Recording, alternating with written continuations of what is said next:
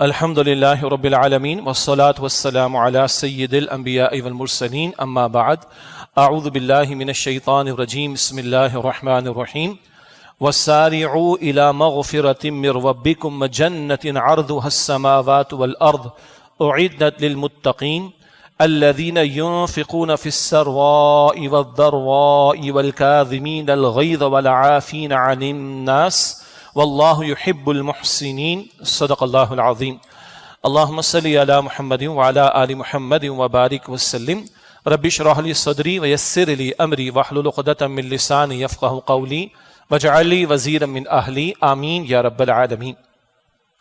قرآن حکیم کے چوتھے پارے میں سورہ آل عمران اور اس کی دو آیات نمبر 133 اور 134 آپ کے سامنے تلاوت کی گئیں۔ ان کا ترجمہ اس طرح ہے وَسَارِعُوا إِلَى مَغْفِرَةٍ مِّن رَبِّكُمْ، اور دوڑو اور تیزی دکھاؤ اپنے رب کی طرف سے مغفرت کے حصول کے لیے، وَجَنَّةٍ اور جنت کے لیے، عَرْضُهَا السَّمَاوَاتُ وَالْأَرْضُ جس کا جو عرض ہے یعنی اس کی وڈتھ وہ آسمانوں زمین جیسی، اعدت للمتقین وہ جنت تیار کی گئی ہے متقین کے لیے، الذین ينفقون فی السراء والضراء وہ لوگ کہ جو خرچ کرتے ہیں خوشحالی میں بھی اور تنگ دستی میں بھی، والکاظمین الغیظ اور غصے کو پی جاتے ہیں، والعافین عن الناس اور لوگوں کو معاف کر دیتے ہیں، واللہ یحب المحسنین اور اللہ تعالیٰ احسان کا رویہ اختیار کرنے والوں کو پسند فرماتا ہے۔ یہ دو آیات ہیں سورہ آل عمران کی آیات 133 اور 134۔ قرآن حکیم میں جا بجا جنت کا ذکر آتا ہے اور جنت والوں کے اوصاف کا بیان بھی آتا ہے۔ وہ تمام مقامات سامنے رہیں تو ایک پورا پیکج ہمارے سامنے آتا ہے۔ اگر اللہ کی رضا چاہتے ہیں، آخرت میں کامیابی چاہتے ہیں، اللہ کی رضا کا مقام جنت چاہتے ہیں تو ان اعمال کو انجام دینا ہوگا، اور کچھ وہ کام ہے کہ جن سے اپنے آپ کو بچانے کی ضرورت ہوگی، کچھ ڈوز ہوں گے، کچھ ڈونٹس ہوں گے۔ جا بجا اللہ تعالیٰ نے قرآن حکیم میں ان کا ذکر فرمایا۔ اس سے پچھلی آیات میں سود کی ممانعت کا ذکر ہے، ساتھ ہی ذکر ہوا اللہ اور اس کے رسول علیہ السلام کی اطاعت کرنے کا۔ اگر سود خوری میں کوئی مبتلا ہو تو جو صفات بندے میں پیدا ہوتی ہیں بہت ہی رذیل قسم کی صفات ہوتی ہیں، خود غرضی ہوگی، حسد ہوگا، جلن ہوگی، کسی کو آگے بڑھتا ہوا دیکھ کر آدمی پریشان ہو رہا ہوگا، مال کے حرص میں، مال کی محبت میں ڈوب کر نہ جانے کیسے کیسے جرائم میں مبتلا ہو جائے گا، اس کی تو ممانعت دین نے کی ہے۔ لیکن خرچ کرنے پر اللہ تعالیٰ بار بار توجہ دلاتا ہے، اور قرآن حکیم میں جہاں جہاں سود کی حرمت اور ممانعت کا ذکر اللہ تعالیٰ نے فرمایا ہے، بالکل ساتھ ساتھ اللہ تعالیٰ نے انفاق کا بھی ذکر فرمایا ہے۔ یعنی بندے کے پاس اگر اضافی دولت یا مال ہو تو اس کا بدترین استعمال یہ ہے کہ کسی کو قرض پہ دے کر سود حاصل کرے اس پر، اور بندے کے پاس اگر اضافی دولت ہو تو اس کا بہترین استعمال کیا ہے؟ اللہ کے دین کے لیے خرچ کرنا، اللہ کی مخلوق پر خرچ کرنا، اور the bank of Allah unlimited, the bank of Allah unlimited آخرت کے بینک اکاؤنٹ میں جمع کرانا۔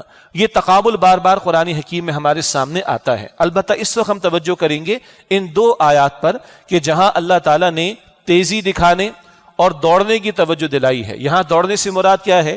جو دوڑ دنیا میں ہمارے سامنے لگی ہوئی ہے، مال کے اعتبار سے اور کاروبار کے اعتبار سے اور شہرت کے اعتبار سے اور کرسی کے حصول کے اعتبار سے، اقتدار کے حصول کے اعتبار سے، فیم کے حصول کے اعتبار سے وغیرہ وغیرہ، یہ دوڑنا ہم سب کو سمجھ آتا ہے۔ یہ اسٹرگل کرنا، محنت کرنا، جان لگانا، ایفرٹس لگانا، خوب سے خوب تر کی تلاش، نیور سیٹل فار دا لیس، یہ جتنا ہمیں سمجھ آتا ہے اس عارضی، فانی، ختم ہو جانے والی چند روزہ زندگی کے بارے میں اللہ تعالیٰ کا کلام ایک اور ویژن ہمارے سامنے رکھتا ہے، ہماری نگاہ کو بڑا کرتا ہے۔ کہاں تم لگا رہے ہو، کہاں بھاگ رہے ہو، کہاں دوڑ رہے ہو، کہاں کھپا رہے ہو؟ الہاکم التکاثر حتی زرتم المقابر، یہ کثرت کی خواہش نے تمہیں غفلت میں مبتلا کر دیا، لگے رہے، دوڑ دو 4 کیا، دوڑ دو 50 ہو جائیں، اور 50 و 50 100 کیا ہو 5000 ہو جائیں، اسی چکر میں دن رات لگے رہے، حتی زرتم المقابر، یہاں تک کہ تم نے قبریں جا دیکھی۔ کیا گیا قبر میں ساتھ کسی جانے والے کے؟ کفن میں جیب بھی نہیں ہوتی، اور قبر میں آن لائن ٹرانزیکشنز بھی نہیں ہو سکتی۔ کچھ گیا؟ کچھ نہیں گیا، ہمارے سامنے کے مشاہدات ہیں۔ اللہ ہمیں سمجھ عطا فرما دے۔ تو کہاں دوڑ لگنی چاہیے؟ اچھا، یہ دوڑ لگنا یہ انسانی فطری جذبات ہیں، اور ہمارا دین بڑا پیارا ہے، دین فطرت ہے نا. ہمارے اس اللہ تعالیٰ کے دین نے انسانوں کے فطری جذبات کو کچلا نہیں ہے، ختم نہیں کیا ہے، ان کو صحیح رخ پر ڈھالا ہے. ابھی غصے کا آگے ذکر آ جائے گا انشاءاللہ. غصہ فطرت میں ہے، کہیں نہ کہیں آتا ہے بندے کو. کہاں آنا چاہیے یہ بھی سمجھ لیں گے، اور کہاں نکال رہے ہو تو ہم غصہ نہیں نکلنا چاہیے وہ بھی بات سامنے آ جائے گی. اسی طرح آدمی بڑھنا چاہتا ہے آگے، پروگریسو، یہ بڑا پیارا جملہ ہمارے یہاں لفظ سمجھا جاتا ہے کہ بڑا پیارا ہے، وی مسٹ بی پروگریسو. اس پروگریسو اسلام کی بات ہونی چاہیے. At what cost? اللہ کی وحی کو فراموش کر کے پروگریسو اسلام ہوگا؟ اللہ کے قانون کو توڑ کر پروگریسو اسلام ہوگا؟ ظاہری بات اس کی تو ہم نگیشن کریں گے، لیکن بہرحال یہ جذبہ ہے کہ آگے بڑھنا، نمایاں ہونا. تم کہاں بڑھ رہے ہو؟ تم کہاں نمایاں ہونا چاہ رہے ہو؟ حتی زرتم المقابر، قرآن کہتے ہیں یہاں تک کہ تم نے قبریں جا دیکھی. لیکن جذبہ ہے فطرت میں، آدمی آگے بڑھنا چاہتا ہے، کمپٹیشن چاہتا ہے، نمایاں ہونا چاہتا ہے. تو اللہ توجہ دلا رہے کہ کہاں تمہاری تیزی نظر آنی چاہیے. یہاں سارعو کا لفظ ہے، سورۃ الحدید میں سابقو کا لفظ آتا ہے، مسابقت کرو. مسابقت کیا ہے؟ کمپٹیشن کا معاملہ، ایک دوسرے سے آگے بڑھ جانے کا معاملہ. اور یہ موضوع کئی اعتبارات سے کم از کم 10 مرتبہ قرآن کریم میں آیا. سورۃ البقرہ آیت نمبر 148 میں ذکر ہے فاستبقوا الخیرات، خیرات میں آگے بڑھنے کی، مسابقت کرنے کی کوشش کرو. اچھا اب لفظ خیرات کو بھی سمجھ لیں. ہمارا تصور کیا ہے؟ سپر مارکیٹ میں گئے، 4850 روپے کی ہم نے شاپنگ کی، اس کے بعد 100-150 روپے بچ گئے، چلو کسی کو دے دو. اب یہ بھی بڑا کمال ہے کہ 100-150 روپے دے دیں. 10 کا نوٹ اب بھی چلتا ہے ویسے بہرحال، اور 5 روپے کا سکہ بھی چلتا ہے. کیا خیرات دے دی ہم نے، ہم اس کو خیرات سمجھتے ہیں. یہ بات درست نہیں. خیر بھلائی کو کہتے ہیں، خیر سے خیرات کا لفظ ہے. بھلائی کے کاموں میں، نیکی کے کاموں میں آگے بڑھنے کی کوشش کرو. یہ میدان ہے جہاں تمہاری سٹرگل ہونی چاہیے، محنت ہونی چاہیے. تو سورۃ البقرہ آیت نمبر 148 میں فرمایا فاستبقوا الخیرات، خیرات بھلائی کے کاموں میں مسابقت کرو، آگے بڑھنے کی کوشش کرو، نمایاں ہونے کی کوشش کرو. نمایاں سے مراد اللہ کی نگاہوں میں نمایاں، دکھاوا نہیں، آگے بڑھنے کی کوشش کرو. اس مضمون کو اللہ تعالیٰ جا بجا مختلف پیرایوں اور انداز میں قرآن حکیم میں بیان فرماتا ہے. یہاں سارعو کا لفظ آیا، فرمایا وَسَارِعُوا إِلَى مَغْفِرَةٍ مِّن رَبِّكُمْ، تیزی دکھاؤ، دوڑ لگاؤ اپنے رب کی طرف سے مغفرت کے حصول کی طرف، وَجَنَّةٍ، اور جنت کی طرف. یہاں جنت کا ذکر بعد میں آیا، مغفرت کا ذکر پہلے آیا. بڑا پیارا کلام مفسرین نے فرمایا جنت میں داخلہ مغفرت کے ہی نتیجے میں ہے. اور اگر ایک اور لفظ استعمال کریں تو حدیث مبارک ذہن میں آ جائے گی. جنت میں داخلہ ہمارے اعمال کی بنیاد پر نہیں، وہ اللہ کی رحمت کی طفیل ہوگا. اللہ کے رسول مکرم صلی اللہ علیہ وسلم نے فرمایا تم میں سے کوئی شخص اپنے عمل کی بنیاد پر جنت میں داخل نہ ہوگا. عرض کی گئی اے اللہ کے رسول آپ بھی؟ فرمایا ہاں میں بھی داخل نہ ہوں گا جب تک کہ اللہ تعالیٰ کی رحمت مجھے ڈھانپ نہ لے، میرے شامل حال نہ ہو جائے. امام الانبیاء اگر یہ فرما رہے صلی اللہ علیہ وسلم، باقی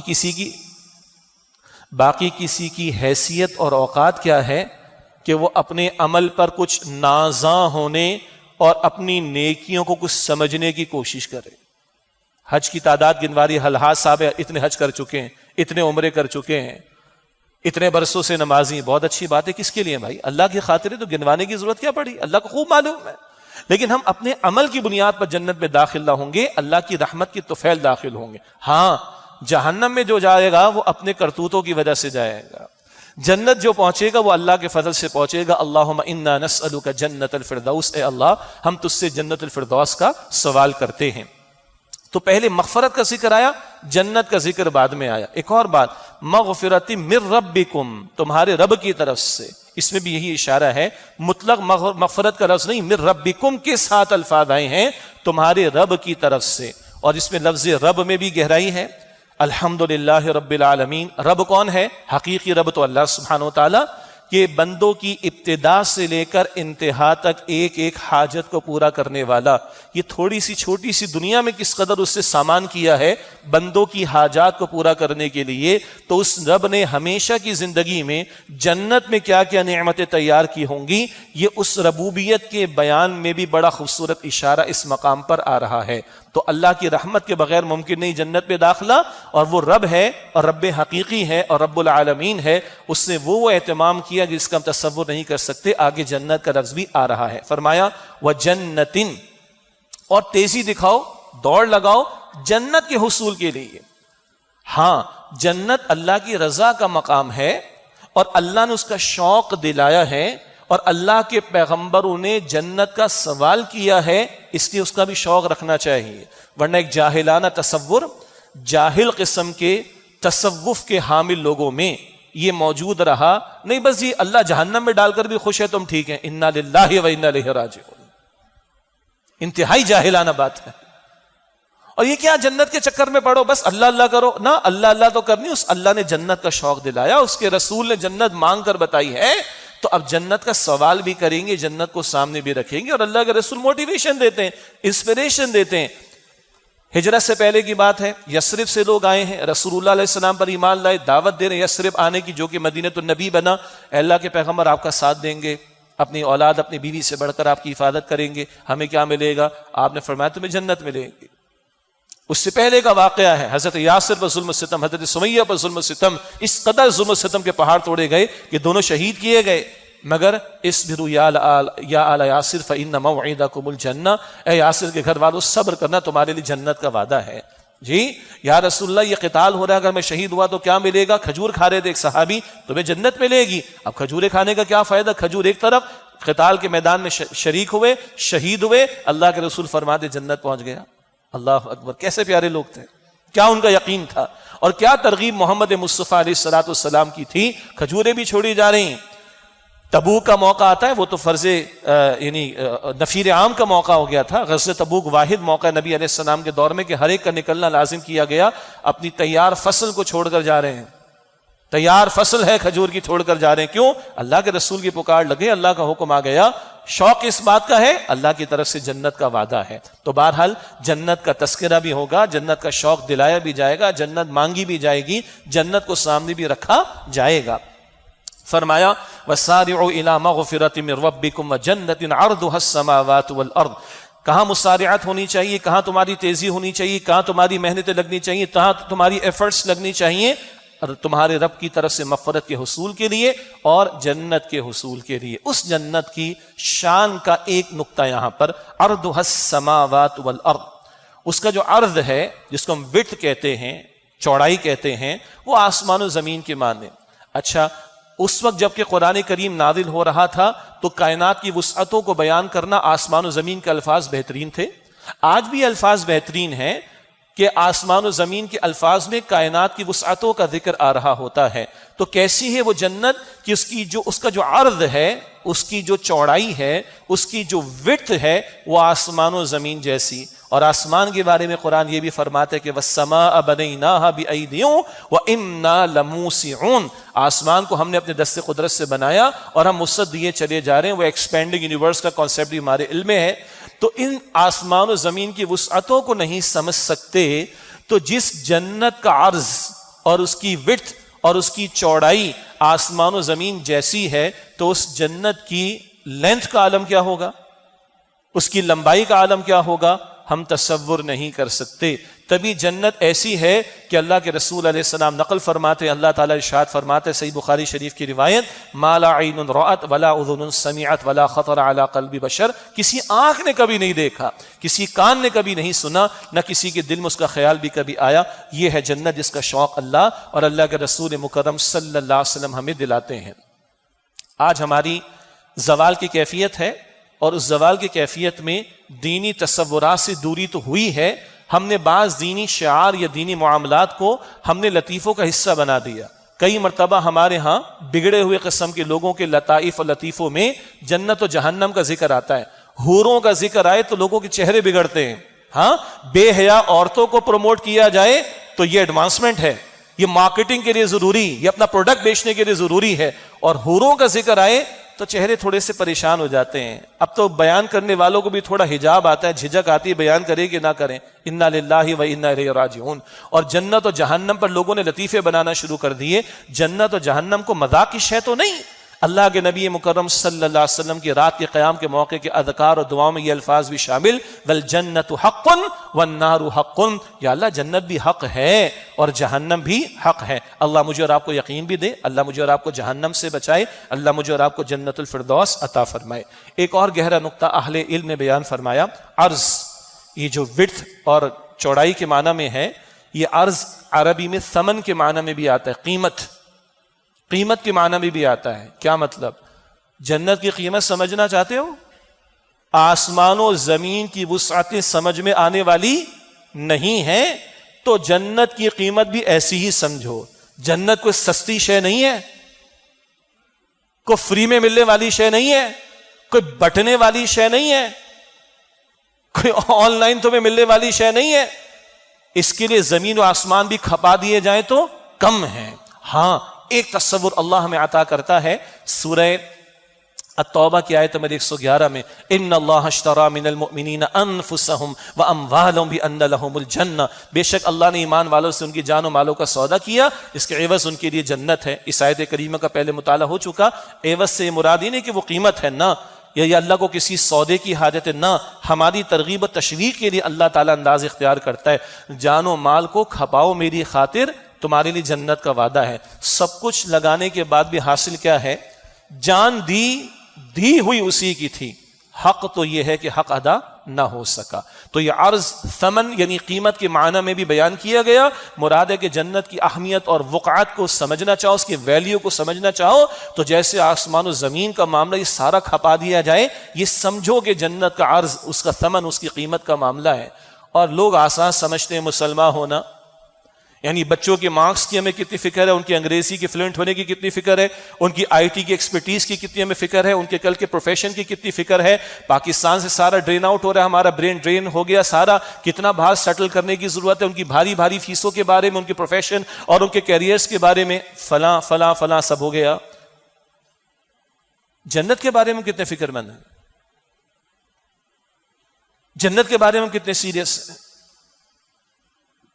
اس کا اندازہ اس بات سے لگا لیں، پچھلے 24 گھنٹوں میں نے اور آپ نے اللہ تعالیٰ سے شعوری طور پر جنت کا سوال کتنی مرتبہ کیا ہے۔ پتہ چل جائے گا منتھ اینڈ کی سیلری، کوارٹرلی بینیفٹس یا میرا پروفٹ بزنس کا، بچوں کی مارکس وغیرہ وغیرہ کتنے امپورٹنٹ ہیں اور جنت کتنی امپورٹنٹ ہے، چیک کر لیں۔ پچھلے 24 گھنٹے میں آپ نے، میں نے اللہ سبحانہ وتعالیٰ سے شعوری طور پر جنت کا سوال کتنی مرتبہ کیا، اس سے پتہ چل جائے گا۔ اللہ مجھے اور آپ کو یقین عطا فرمائے۔ اللہ کی جنت سستی نہیں ہے، خدا کی قسم۔ اللہ کے رسول نے فرمایا، اللہ نے جنت کو مشقتوں سے گھیرا ہے، اور مشقتوں سے گھیر کر جبرائیل کو کہا، جبرائیل دیکھ کر آؤ۔ تو جبرائیل آ کے اللہ سے عرض کرتا ہے، اللہ لگتا ہے کوئی بھی جنت میں داخل نہیں ہوگا۔ مشقتوں سے اللہ نے گھیرا ہے، جان لگتی ہے۔ پتہ ہے ایک پروفیشن کے اندر ایکسل کرنے کے لیے، کوالیفائی کرنے کے لیے راتیں کالی کرنی پڑتی ہیں، دنیا جہاں کی مصروفیات کو ترک کرنا پڑتا ہے، مزوں کو چھوڑنا پڑتا ہے، تب جا کے بندہ کوئی چارٹرڈ اکاؤنٹنٹ بنتا ہے، MBA کرتا ہے، انجینئر بنتا ہے، ڈاکٹر بنتا ہے۔ ہم سب کو پتہ ہے بزنس ہے تو کھگیڑ موڑ لینے پڑتے ہیں۔ کووڈ ہمارے سر سے گزر چکا، اثرات اب بھی باقی ہیں، مہنگائی کا طوفان سر پہ کھڑا ہے، یوکرین رشیا کی وار کے نتیجے میں دنیا عالمی سطح پر کہاں پر کھڑی ہے، تیسری جنگ کے امکانات کبھی کبھی نظر آنا شروع ہو جاتے ہیں، مہنگائی کا پریشر ہے، لیکن بہرحال کمانا تو ہے نا۔ آدمی 10 کام کرتا ہے، 10 چیزیں سوچتا ہے، دن رات ایک کرتا ہے، تب جا کے چند لاکھ روپے، چند ہزار روپے کما پاتا ہے۔ جنت ہمارا کیا خیال ہے؟ میٹھے میٹھے بیٹھے بیٹھے آرام سے مل جائے گی۔ How is this possible? تو یہ بڑا پیارا نقطہ بیان ہوا، یعنی اہل علم کی طرف سے، وَجَنَّةٍ عَرْضُهَا السَّمَاوَاتُ وَالْأَرْضُ، وہ جنت کی ایسی جس کا ثمن، جس کی قیمت ایسے جیسے آسمانوں زمین کا معاملہ۔ اُعِدَّتْ لِلْمُتَّقِينَ، وہ تیار کی گئی ہے متقین کے لیے۔ جنت موجود ہے، اللہ نے بنائی ہے، خدا کی قسم اللہ نے سجائی ہے۔ کیا کیا حدیثوں میں ذکر آتا ہے، اللہ کے رسول نے فرمایا صلی اللہ علیہ وسلم، آج بھی تمہارا رب جنت میں بچھڑوں کو چرا رہا ہے، بچڑے تیار کر رہا ہے، اور ایمان والے جب اللہ کے حکم سے وہاں پہنچیں گے تو جنت میں بچڑوں کا گوشت ان کو پیش کیا جائے گا، سلسبیل کے چشمے کا پانی ان کو پیش کیا جائے گا۔ بہت کچھ اللہ کے رسول علیہ السلام نے بیان فرمایا، ہم مس کر رہے ہیں اس کو۔ بہرحال مختلف مواقع پر ذکر آتا رہا، آئندہ بھی اس طرح کی احادیث کا ذکر کرتے رہیں گے۔ تو فرمایا اعدت للمتقین، وہ تیار کی گئی ہیں متقین کے لیے، موجود ہے جنت 7ویں آسمان کے اوپر، عرش کے نیچے وہ جنت موجود ہے۔ احادیث مبارکہ میں وضاحت اللہ نے تیار کی ہے، کن کے لیے؟ متقین کے لیے۔ اب یہ بہت بنیادی صفت ہے، اور ان متقین کی صفات کو جا بجا البقرہ کے شروع میں بھی ذکر کیا گیا، جا بجا قرآن حکیم بیان فرماتے، یہاں بھی کچھ صفات کا بیان۔ کیا ہے تقویٰ؟ بار بار ذکر آتا رہا، اس کا عام ترجمہ ہے خوف خدا ہونا، انگلش میں کہتے ہیں لا ابائڈنگ ہونا، مراد ہے گناہوں سے اپنے آپ کو بچانا، خوف اس بات کا اللہ ناراض نہ ہو جائے، اللہ کی پکڑ اور عذاب، اس کی ناراضگی کا خوف۔ اور اللہ ناراض کس سے ہوتا ہے؟ اللہ کی پکڑ کس کے لیے، اللہ کا عذاب کس کے لیے؟ جو اس کی نافرمانیاں کرے، جو اس کے احکامات کو توڑے۔ تو تقوی یہ ہے خوف خدا بھی دل میں ہونا، کل کی جواب دہی کا احساس بھی ہونا، اور گناہوں سے، معصیت سے، نافرمانی کے کاموں سے اپنے آپ کو بچانے کی کوشش کرنا۔ البتہ یہاں اور کچھ صفات متقین کی اگلی آیت کریمہ میں فرمایا الذین ينفقون فی السراء والضراء، وہ جو خرچ کرتے ہیں خوشحالی میں بھی اور تنگ دستی میں بھی۔ سرا کا لفظ ترجمہ عام طور پر خوشحالی کا کیا جاتا ہے، ضراء کا لفظ عام طور پر تکالیف کا ترجمہ کیا جاتا ہے۔ البتہ اس کے اور بھی مفاہیم مفسرین نے بیان فرمائے۔ ایک فوری ذہن میں سوال یا بات، یہ نقطہ کیا آتا ہے؟ چاہے خوشحالی ہو تب بھی خرچ کرو، اور تکلیف ہو یا مشکلات ہو تب بھی خرچ کرو۔ اور پھر اگلا نقطہ ذہن میں آتا ہے مال کے خرچ کرنے کا۔ عموم کے اعتبار سے یہی تعبیر تشریح ہے، حالات اچھے ہوں تب بھی اللہ کی راہ میں خرچ کیا جائے، حالات ذرا دگرگوں ہوں، مشکلات ہو تب بھی خرچ کیا جائے، ہر حال میں بندہ خرچ کرنے والا رہے۔ یہ تو ہے عموم کے اعتبار سے مال کے حوالے سے، اور یہ مال کا خرچ اللہ تعالیٰ کو مطلوب ہے، اور راہ خدا میں مستقل خرچ ہونا چاہیے۔ حتیٰ کہ ایک تو وہ ہے کہ جن پر زکوٰۃ لاگو ہوتی ہے، زکوٰۃ تو دینی ہی دینی، مگر وہ کافی نہیں۔ اللہ کے نبی صلی اللہ علیہ وسلم نے فرمایا ان فی المال لحق سوی الزکاۃ، بے شک مال میں زکوٰۃ کے علاوہ بھی حصہ مقرر ہے، زکوٰۃ سے آگے بڑھ کر بھی دینا چاہیے۔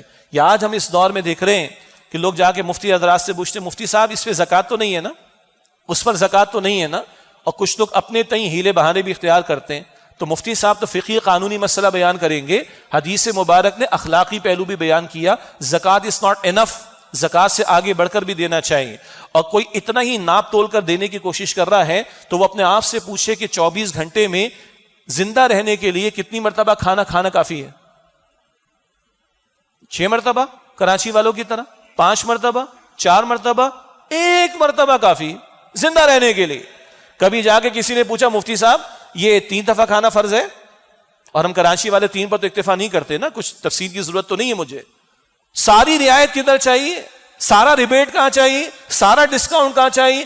بیئر منیمم کہاں چاہیے جب اللہ کا معاملہ آ جائے؟ نہ بھائی نہ، اللہ کی جنت سستی نہیں ہے۔ تو بہرحال جن پر تو زکوٰۃ فرض، زکوٰۃ کے علاوہ بھی اللہ کی راہ میں خرچ ہونا چاہیے۔ مگر اللہ کا دین بڑا پیارا ہے، اللہ نے امیر کو بھی پیدا کیا، غریب کو بھی پیدا کیا، اللہ نے اس کو بھی پیدا کیا جس کو مال زیادہ دیا، اس کو بھی پیدا کیا جس کو مال کم دیا، دونوں کا امتحان ہے صبر اور شکر کے اعتبار سے۔ مگر اللہ کے رسول نے فرمایا صلی اللہ علیہ وسلم کھجور کا ایک ٹکڑا، کھجور کا ایک ٹکڑا کھجور کا، یہ بھی اللہ کی راہ میں دے کر تم اپنے آپ کو جہنم کی آگ سے بچانے کی کوشش کر سکتے ہو تو دے ڈالو اور اپنے آپ کو جہنم کی آگ سے بچاؤ۔ اور اب جو واقعات عرض کر رہا ہوں 2-3 آپ کو بہت عجیب لگیں گے، مگر یہ عجیب لوگوں کے واقعات ہیں۔ اما عائشہ فرماتی ہے رضی اللہ تعالی عنہا، ایک مرتبہ انگور کا ایک دانہ میرے پاس تھا، ایک دانہ، وہ بھی میں نے اللہ کی راہ میں دے دیا، تھا ہی اتنا۔ اسلاف میں سے کسی کا واقعہ، پیاز کا ایک ٹکڑا، عجیب لگ رہا ہے نا، یہ اللہ کی راہ میں دے۔ کیوں؟ اللہ کے ہاں کوانٹٹی کا ایشو نہیں ہے، کوالٹی کا ایشو ہے۔ تبوک کا موقع ہے، نفیر عام ہر ایک کا نکلنا لازم، اور جو جتنا خرچ کر سکتے لے کر آئے۔ سینکڑوں اونٹ بھی ہیں سیدنا عثمان کے رضی اللہ عنہ، اور کیا اللہ کے رسول ان کو فرما دیا آج کے بعد عثمان کچھ بھی کرے سب معاف ہے اس کے۔ کیا ٹریبیوٹ اللہ کے رسول کا صلی اللہ علیہ وسلم حضرت عثمان کے لیے رضی اللہ عنہ۔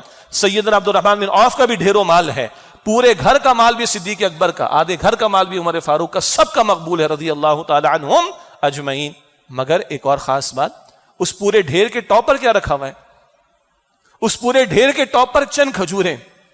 اس غریب صحابی نے پوری رات مزدوری کی ایک یہودی کے باغ میں، وہ چند کھجوریں، وہ گھر میں بھی فاقہ تھوڑی گھر میں بھی دی، گھر والوں کا بھی تو کچھ حق تھا نا، اور بقیہ تھوڑی سی لے کر آئے ہوں گے۔ سارا ڈھیر دیکھ کر تو پریشان کہ اس ڈھیر کے سامنے یہ چند کھجوروں کی کیا وقعت اور کیا ویلیو۔ اللہ کے رسول نے بلایا صلی اللہ علیہ وسلم اور اپنے دست مبارک سے اس کے ٹاپ پر رکھ دیا، ٹاپ پر یہ کھجوریں رکھی ہوئی۔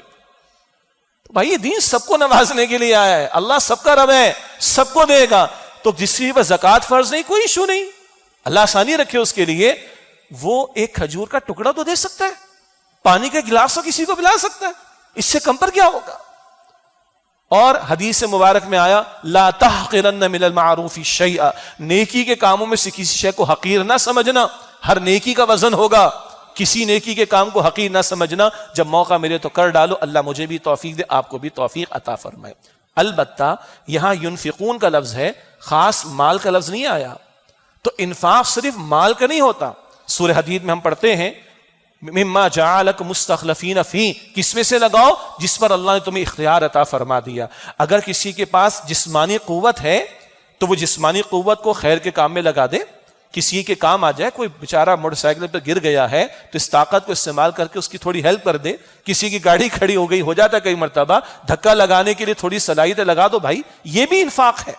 وقت دینا کسی کو، یہ بھی انفاق ہے۔ اچھا مشورہ دینا، یہ بھی انفاق ہے۔ تو کسی کے پاس انٹلیکچوئل کوئی ایکسپرٹیز ہے، سوچنے سمجھنے کی صلاحیت ہے، بولنے کی ہے، لکھنے کی ہے، موٹیویٹ کرنے کی ہے، کام آنے کی ہے، پی آر ہے، تعلقات ہیں، اور وہ کسی کو راغب کر کے کسی کی مدد کروا سکتا ہے، یہ سارا کچھ کیا ہے؟ انفاق میں آئے گا۔ وہ جان ہو، وہ مال ہو، وقت ہو، صلاحیت ہو، انٹلیکٹ ہو، ایکسپرٹیز ہو، اولاد ہو، اس سب کو لگایا جائے۔ اور یہاں فرمایا کہ فی السراء والضراء، عام ترجمہ یہی خوشحالی و تنگ دستی، البتہ بہت سارے اعتبارات سے اس کی تفسیر اور بھی کی گئی۔ خوشی کا موقع ہو تب بھی خرچ کرو، غمی کا موقع ہو تب بھی خرچ کرو، حالات آسانی والے ہیں تب بھی خرچ کرو، حالات مشکل آ جائیں تب بھی خرچ کرو۔ سبحان اللہ، زندگی میں بھی خرچ کرو اور زندگی کے بعد بھی خرچ کا کوئی موقع رکھو۔ وصیت تو کر سکتے نا، وصیت تو کر سکتے نا، مال میں 1/3 کی وصیت کی گنجائش ہے نا غیر وارث کے لیے، یہ بعد میں بھی خرچ چلتا رہے گا۔ صدقہ جاریہ کا عمل کر جاؤ، تمہارے جانے کے بعد بھی، بندے کے جانے کے بعد بھی اس کو اجر و ثواب ملتا رہے گا۔ تو یہ خوشحالی اور تنگدستی، آسانی اور مشکل، خوشی اور غمی، زندگی اور موت کے بعد تک کے یہ سارے امور کے اعتبار سے خرچ کرنے، اور اللہ کا دین لگانے پر، نکالنے پر، خرچ کرنے پر توجہ دلاتا ہے۔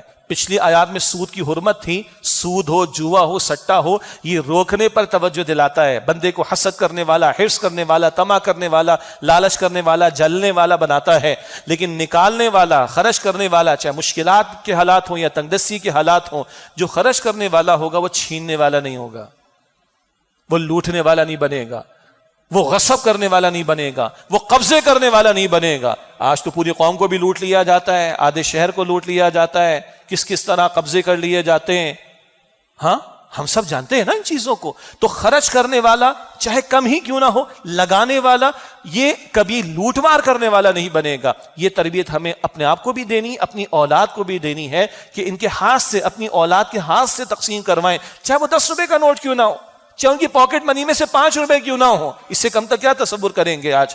بارہ یہ گفتگو تو کراچی میں DHA میں بیٹھ کر ہو رہی ہے، بہت ہی ہلکی بات میں نے رکھ دی، لیکن عموم کے اعتبار سے اپنی اولاد کے ذریعے سے خرچ کروائیں، دلوائیں، تو یہ اولاد دینے والی ہوگی، یہ چھیننے والی، لوٹنے والی، غصب کرنے والی، ڈاکے ڈالنے والی، چوری کرنے والی نہیں ہوگی۔ ان صفات کو تھوڑا اگر اور کھولتے چلے جائیں اور ان کا جو امپیکٹ آئے گا، اللہ کی قسم یہ معاشرہ کچھ اور ہی معاشرہ ہوگا۔ آج لوٹ ہے اور مار ہے، چھیننا ہے، غصب کرنا ہے، مار لوٹ لگی ہوئی، سب کچھ لگا ہوا ہے۔ یہ صفات اگر معاشرے میں پروان چڑھیں تو معاشرہ کتنا خوبصورت ہوگا، اس پر بھی کلام کیا جا سکتا ہے، لیکن آگے چلتے ہیں۔ فرمایا والکاظمین الغیظ، اور وہ غصے کو پی جانے والے ہوتے، ٹھیک ہے، ایسا گھوٹ کہ جس کو پینے کی ترغیب دلائی گئی۔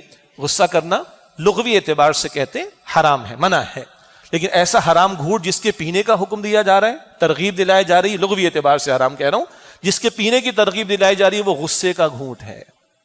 والکاظمین الغیظ، اور یہ جنت والوں کی صفات ہے، ٹھیک ہے۔ تو عموم کے اعتبار سے غصے کو پی جانے کی تلقین، اور اللہ کے نبی علیہ السلام نے اس کی طریقے میں بتائے۔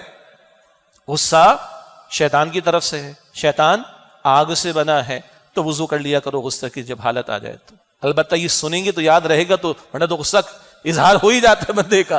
یہ بیانات کا موقع یہ ہوتا ہے کہ جب وہ موقع آئے تو یاد آئے کہ ہاں اللہ کے رسول کی کوئی تعلیم ہے صلی اللہ علیہ وسلم، بندہ وضو کر لے۔ اللہ کے رسول علیہ السلام نے فرمایا کہ اعوذ باللہ من الشیطان الرجیم پڑھ لے۔ آپ نے فرمایا صلی اللہ علیہ وسلم بندہ اپنی کیفیت کو بدل لے، کھڑا ہے تو بیٹھ جائے، تو اپنی پوزیشن کو چینج کر لے، اس سے فائدہ ہوگا۔ اور سچی بات ہے کہ عام حالات میں مسکرانے میں 2-4 ہمارے اعضاء کی انرجی استعمال ہوتی ہے، غصہ کرنے میں شاید 40-50 اعضاء کی انرجی استعمال ہوتی ہے، فضول کام کر رہا ہوتا ہے بندہ، اور اگر آئینے میں اپنی شکل بھی اس وقت دیکھ لے تو خاصا افاقہ ہو جائے گا انشاءاللہ تعالی. ٹھیک. اور اللہ کے رسول علیہ السلام نے فرمایا پہلوان وہ نہیں ہے جو کسی کو رنگ میں پچھاڑ دے WWF کے اندر، نہ ریسلنگ کے کسی میدان میں، نہ. پہلوان وہ ہے جو غصے کے موقع پر اپنے آپ کو قابو میں رکھے. لیکن آج کیا ہے، غصے غلط جگہ نکل رہے ہیں. اللہ کے رسول کو غصہ آتا تھا، کہاں آتا تھا؟ امت کی ماں اما عائشہ رضی اللہ تعالی عنہا فرماتی ہیں انفرادی معاملات میں کبھی نہیں آیا، لوگوں کو آپ نے معاف کیا، حتیٰ کہ ان لوگوں کو جنہوں نے آپ کی دشمنی اختیار کی اور جان کے دشمن ہو گئے، فتح مکہ کے موقع پر معاف کیا ہے، طائف کے موقع پر معاف کیا. ہاں جب یہ بیانات آئیں تو فتح مکہ کا وہ بیان بھی آنا چاہیے جو میڈیا والے ہمیشہ بیانات میں سے کٹ کر دیتے ہیں. ہم بیان کرتے ہیں، بخاری شریف کی روایت بیان کرتے ہیں، میڈیا والے کہتے ہیں کہ نہیں ہم پر کوئی پابندیاں لگ جائیں گی. کیا 16-17 کا نام لے کر حضور نے فرمایا تو صلی اللہ علیہ وسلم فتح مکہ کے موقع پر یہ کعبے کے پردے میں لپٹے ہوئے ملے تو ان کی گردن کو اڑا دینا. اور یہ رحمت للعالمین کے الفاظ ہیں صلی اللہ علیہ وسلم. ابن خطل اور اس کی کنیزیں، انہوں نے حجو کی تھی، رسول اللہ علیہ السلام کی شان میں گستاخی کی تھی، ان کو قتل کیا گیا وہاں سے نکال کر. یہ پورا بیان سامنے آنا چاہیے. بٹ عام حالات میں اللہ کے پیغمبر نے معافی کا ہی رویہ اختیار کیا. معافی آگے بھی آ رہی. غصے کا ذکر کرنا چاہ رہا تھا. اللہ کے پیغمبر کو غصہ آتا تھا. کب آتا تھا؟ جب اللہ کی حدود ٹوٹتی تھی، اللہ کا حکم ٹوٹتا تھا تو امت کی امام عائشہ رضی اللہ تعالی عنہا فرماتی ہیں اللہ کے رسول علیہ السلام کا چہرہ سرخ ہو جاتا. سب سے بڑھ کر اللہ کے رسول کو غصہ آتا تھا، سب سے بڑھ کر جب اللہ کا حکم ٹوٹتا. آج ہمارے غصے کدھر ہیں؟ گھروں کے اندر مرچ اوپر نیچے ہو جائے، نمک آگے پیچھے ہو جائے، غصہ آ جاتا ہے. میرے اصول کی خلاف ورزی ہو گئی، میرے اسکیجول کی خلاف ورزی ہو گئی، میں اور گھر میں اللہ کا حکم ٹوٹ رہا ہو، اللہ کا دین اس کی خلاف ورزی کی جا رہی ہو. کیا کریں جی؟ عورتیں نہیں مانتی. ہمارے استاد ڈاکٹر صاحب کہتے تھے تم تو نامرد ہو. پھر تم اگر اللہ کی شریعت کے حکم کو گھر میں نافذ کرنے کی کوشش میں یہ بات کیا کریں عورتیں نہیں مانتی، تم کاہے کے مرد ہو؟ پھر نامرد ہو. پھر تم کیسی بھیگی بلی بن جاتے مرد؟ عجیب بات ہے. میرا آفس ہے، میرا دفتر ہے، میرے قوانین کی خلاف ورزی ہوگی تو یہ ہوگا، سارا ایکشن لیا جائے گا. اور اللہ کا حکم میں خود توڑ رہا ہوں یا میرے آفس کے لوگ توڑ رہے ہوں، کچھ نہیں ہوتا. تو ہم بھی اپنی غیرت ایمانی کے لیول کو چیک کر لیں، کتنا ہے غیرت کا معاملہ. کہاں غصہ آ رہا ہے؟ اپنے معاملات میں. اور اللہ کا حکم ٹوٹے غصہ نہیں آ رہا. گھر میں نمازیں ضائع ہو رہی، کوئی ٹینشن نہیں. قرآن بند ہے، کوئی پریشانی نہیں. اللہ اکبر کبیرہ. ہاں بچے اسکول ٹائم پہ نہیں جا رہا، بڑا غصہ آ جاتا ہے. اخبارات کا آنا گھروں میں اب کم ہو گیا، سب آن لائن پڑھ لیتے، لیکن سب کو یاد ہے نا 7:30 بجے اخبار والا اخبار ڈال کے جاتا تھا. اگر 7:35 ہو جائے تو اگلے دن 7:25 سے باہر کھڑے ہوتے اس کی کلاس لینے کے لیے. ایسا ہی ہے نا. اس میں تو بڑا غصہ آ رہا ہے. اللہ کا حکم ٹوٹے غصہ ہی نہیں آ رہا. تو بھائی غصہ جہاں آنا چاہیے وہاں آنا چاہیے. اور یہ وہ بات جو میں نے عرض کی تھی ابتدا میں، اللہ تعالیٰ نے یاد دلا دی. ہمارا دین دین فطرت ہے. ہمارے جذبات کا دین نے احساس کیا ہے اور ان کا لحاظ رکھا ہے، صحیح رخ پر ڈھالا ہے. جب اللہ کا حکم ٹوٹے ادھر غصہ آئے گا تو اللہ کی شریعت پامال ہونے سے بچے گی. اللہ کا حکم نافذ ہوگا جو مخلوق کے فائدے کے لیے ہے. اور ہمارے آپس کے معاملات میں غصہ آئیں گے تو کیوس ہوگا، انتشار ہوگا، لوٹ مار ہوگی، مار دھاڑ ہوگی، قتل و غارت گری ہوگی، اور مار کر بندہ سویڈن میں نکل جائے گا. ہوا کہ نہیں ہوا جی؟ پھر اللہ کے رسول کی یاد آتی ہے، پکڑو نا ذرا انٹرپول کے ذریعے اور لا کے اس کو جو ہے سزا دو نا یہاں پر آ کر. کیوں جی؟ بڑے باپ کا بیٹا ہے. ایک اور بھی چھوٹ گیا کچھ دنوں پہلے، اور ایک اور وہ اسلام آباد والا، اس کا مسئلہ حل ہو کے نہیں دے رہا، بلکہ 2 مسئلے حل ہو کے نہیں دے رہا ہے. کیوں جی؟ بڑے باپ کے بچے ہیں نا. تو اللہ کے رسول نے فرمایا صلی اللہ علیہ وسلم، یہاں بھی غصہ ہے اللہ کے رسول کو. اللہ اکبر کبیرہ. فاطمہ نامی عورت نے چوری کی، بڑے خاندان کی عورت تھی، سفارشیں آنا شروع، ہائی اپس کی ہے نا، ہائی اپس میں سے ہے. اللہ کے رسول ذرا سا دیکھ لیجئے، بڑا خاندان ہے. اچھا، چہرہ سرخ ہو گیا اللہ کے رسول علیہ السلام کا. اور آپ نے فرمایا کہ تم سے پچھلی قومیں سے ہلاک و برباد کی گئی. جب کوئی چھوٹا جرم کرتا اس کو سزا دیتے تھے اور بڑا جرم کرتا اس کو چھوڑ دیا کرتے تھے. اب تو ہم کہہ رہے ہیں 50 کروڑ سے اوپر کی کرپشن کر لو تو پھر نیب والے پوچھیں گے، 50 کروڑ سے نیچے نیب والے نہیں پوچھیں گے. سبحان اللہ، انا للہ و انا الیہ راجعون. تو غصہ آنا چاہیے ان مقامات پر جہاں اللہ کا حکم ٹوٹتا ہو. ادروائز اللہ کے مومن بندے اپنے انفرادی ذاتی معاملات میں والکاظمین الغیظ، غصے کو پی جاتے ہیں، والعافین عن الناس، اور لوگوں کو معاف کر دیتے ہیں. آج بڑی شدید ضرورت ہے معافی کے اعتبار سے. چن چن کر لوگ بدلے لیتے ہیں، خاندانی معاملات کو، سسرالی رشتہ داروں کے ساتھ، رحمی رشتہ داروں کے ساتھ چن چن کے بدلے، دفاتر کے اندر چن چن کے بدلے. انا للہ و انا الیہ راجعون. اور کبھی مذہبی طبقات کے اندر بھی چن چن کر لوگوں نے نوٹ کر رکھا ہوتا ہے، 1.5 سال کے بعد اظہار ہوگا کہ اب موقع ہے کہ آج میں اس کو سنا دوں. انا للہ و انا، بڑی بے غیرتی کی بات ہے، بڑی یعنی کمینگی کی بات ہے. چن چن کر اپنے گھر والوں کے بارے میں، اپنے رحمی رشتہ داروں کے بارے میں، اپنے دینی بھائیوں کے بارے میں چن چن کے رکھا ہوا ہے کہ میں سناؤں گا اس کو. استغفر اللہ. نہ، والعافین عن الناس، جنت والے تو معاف کرتے ہیں. جنت والوں کی صفات کیا ہیں؟ وہ لوگوں کو معاف کر دیتے ہیں. اور اللہ کیا فرماتا ہے؟ کیا کمال کا قرآن ہے، سبحان اللہ، کیا اپیلنگ انداز ہے. واقعہ افک، اما عائشہ رضی اللہ تعالیٰ عنہ پر تہمت لگی تھی، مشہور واقعہ. صدیق اکبر رضی اللہ تعالیٰ عنہ کے کزن تھے، ان کی مدد کرتے تھے، ان کا نام میں نہیں لے رہا، ان کی زبان پر بھی بات آ گئی تھی. تو صدیق اکبر نے کچھ قطع تعلقی اور ان کی مدد نہ کرنے کا ارادہ کیا. اللہ نے قرآن کی آیت دے دی، فَلْيَعْفُوا وَلْيَصْفَحُوا، چاہیے معاف کریں، درگزر کریں. الا تحبون یغفر اللہ لکم، کیا تم نہیں چاہتے کہ اللہ تمہیں معاف کر دے؟ تو صدیق نے کیا کہنا تھا؟ وائی ناٹ، میں تو چاہوں گا اللہ تو مجھے معاف کر دے. تو ان کو معاف بھی کیا کزن کو، اور ان کی امداد بھی ڈبل کر دی. یہ ہے صدیق اکبر رضی اللہ تعالیٰ عنہ. یہ وہ عجیب عربی والا، یہ عجیب و عمدہ لوگ ہیں جو قرآن پر عمل کا عملی نمونہ ہمارے سامنے ہے. معاف ہی نہیں کیا، ان کی امداد ڈبل کر دی. اور اللہ کا اپیلنگ انداز سورہ نور آیت نمبر 22 میں کیا ہے؟ الا تحبون یغفر اللہ لکم، کیا تم نہیں چاہتے کہ اللہ تمہیں معاف کر دے؟ معاف کرو بھائی بندوں کو، کیا لے کے جاؤ گے اپنے ساتھ؟ اگر معاف کر دیں گے تو اللہ کی مغفرت مل جائے گی انشاءاللہ تعالی. اس سے بڑھ کر اور آپ کو کس چیز کی ضرورت ہے؟ اس کی مغفرت اور رحمت ملے گی تو جنت ملے گی انشاءاللہ. والعافین عن الناس، اور وہ لوگوں کو معاف کر دیتے ہیں. واللہ یحب المحسنین، اور اللہ احسان کرنے والوں کو پسند فرماتا ہے. یہ اہم قیمتی اصطلاح کہ حسن اعمال کے اندر مطلوب ہے، کسی اور موقع پر کلام ہوگا. اب ایک واقعہ سنائے بغیر بات مکمل نہیں ہوگی. ایک سے زائد واقعات ہیں. ایک معروف واقعہ امام بہقی رحمۃ اللہ علیہ نے سیدنا علی رضی اللہ تعالی عنہ کے تعلق سے لکھا. ان کی کنیز تھی اور وہ وضو کا پانی لا رہی تھی، اور اس سے کچھ پانی گر گیا سیدنا علی کے کپڑوں پر. اس زمانے کی کنیزوں کو قرآن آتا تھا، اور ان کنیزوں کے مالک اپنے غلاموں اور کنیزوں کے لیے قرآن کے سیکھنے سکھانے کا اہتمام کرتے ہوں گے. جیسے ہی سیدنا علی کے کپڑوں پر پانی گرا، ان کے چہرے کا رنگ تبدیل ہونا شروع ہوا. اس کنیز نے پڑھا والکاظمین الغیظ، غصے کو پی جاتے ہیں. تو چہرے کا رنگ جو تبدیل ہو رہا تھا کلیئر ہو گیا، سیٹ ہو گیا، نارمل پر آ گیا، معاملہ صحیح ہو گیا. اس سے پڑھا والعافین عن الناس، وہ لوگوں کو معاف کر دیتے ہیں. تو سیدنا علی فرمایا میں نے تجھے معاف کر دیا. ہوشیار کنیز تھی، آیت اس نے پوری پڑھی، واللہ یحب المحسنین، اور اللہ احسان کرنے والوں کو پسند فرماتا ہے. تو سیدنا علی فرمایا کہ جا، میں نے تجھے آزاد کر دیا. وہ اللہ کے بندو، کنیزوں کو قرآن آتا تھا، غلاموں کو قرآن آتا تھا. آج ہم پڑھے لکھوں کو قرآن پتہ ہے کیا کہہ رہے؟ وہ کنیزوں کے لیے قرآن کا اہتمام ہی نہیں کرتے تھے. ایک آیت کی طفیل کنیز کو آزادی مل رہی ہے وہاں پر. اتنا قرآن آتا تھا کنیزوں اور غلاموں کو، اور وہ دین اینڈ دیر عمل ہوتا تھا. ادھر کوٹ ہو رہا ہے، ادھر عمل ہو رہا ہے. آج قرآن کھل رہا ہے ہمارے یہاں. ہماری اولاد، ہم خود، ہم پڑھے لکھے لوگ، ویل ورسڈ، ویل ایجوکیٹڈ. اور ایڈی ہوم کے بچے مجھے کہتے ہیں کبھی جاتا ہوں، سر وہ انکل کو بھیجیے گا، ناٹ ٹو نیم اینی ون، ان کو سورہ اخلاص کی ہم پورا اما پارا پڑھا دیں گے. پہنچ گئے آپ لوگ. اور یہ کنیزوں کا حال اس وقت تھا. آج ہم پڑھے لکھے کو لوگوں کا حال کیا ہے؟ ہم اللہ کو کیا جواب دیں گے؟ غور کرنا چاہیے. اللہ تعالیٰ مجھے آپ کو ہم سب کی صفات اختیار کرنے کی توفیق عطا فرمائے. وآخر دعوانا ان الحمد للہ رب العالمین.